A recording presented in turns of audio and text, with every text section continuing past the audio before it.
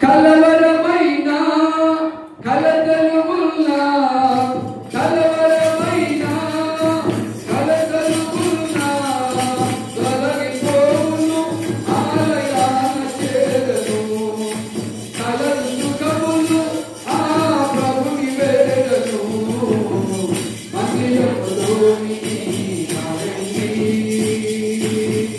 వందనీయుడేసుని ఎక్కడ రావాలంటమ్మా? మందిరములోనికి రావాలి. ఆయన పడతాడు. సంఘములో సంఘము యొక్క క్రమములో ఒక సహవాసములో బాధ్యత కలిగి భారము కలిగి సేవకుడు ప్రార్థనలు పెట్టినప్పుడు ఆ సహవాస కూటాలు మానేసి ఇంటిగా కూర్చొని విందులు వినోదాలు చేసుకుంటారే వారిని దేవుడు తప్పకుండా కొడతాడు.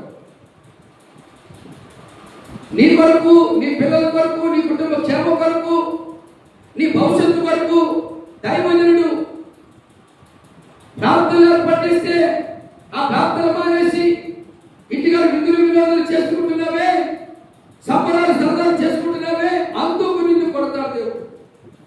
యోగ గ్రంథకర్త అంటున్నారు కదా, గాయం చేసేది ఆయనే. ఏంటమ్మా? గాయము చేసేది ఆయనే.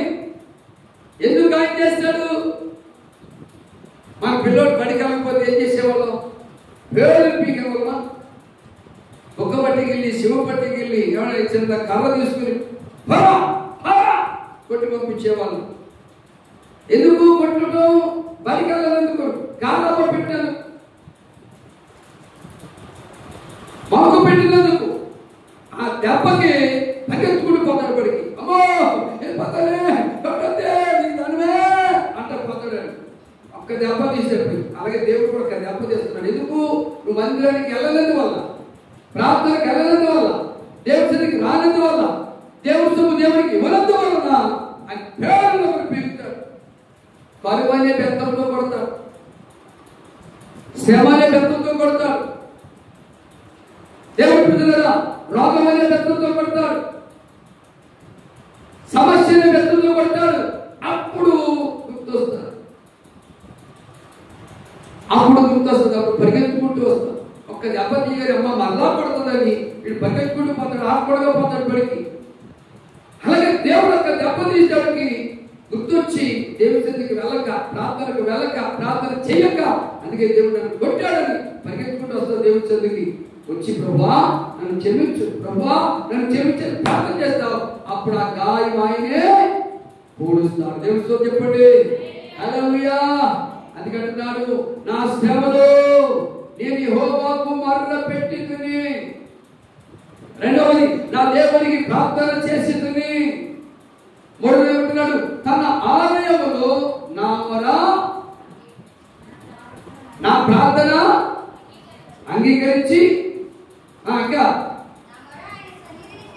అది నా మొర ఆయన సన్నిధికి చేరి ఆయన సౌలును వచ్చాను. ఇక్కడ నా మొర ఆయన సన్నిధికి చేరి ఆయన సౌలు గురించి వచ్చాను.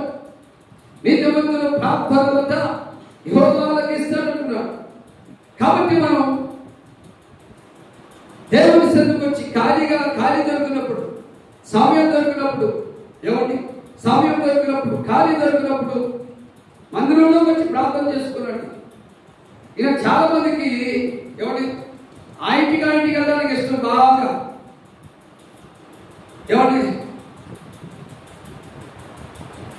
వాళ్ళింటికి వెళ్తారు. వాళ్ళింటికి వెళ్తే సోలు మాటలు దొరుకుతాయి, కల్పన కథలు దొరుకుతాయి, పనికి మన మాటలు దొరుకుతాయి.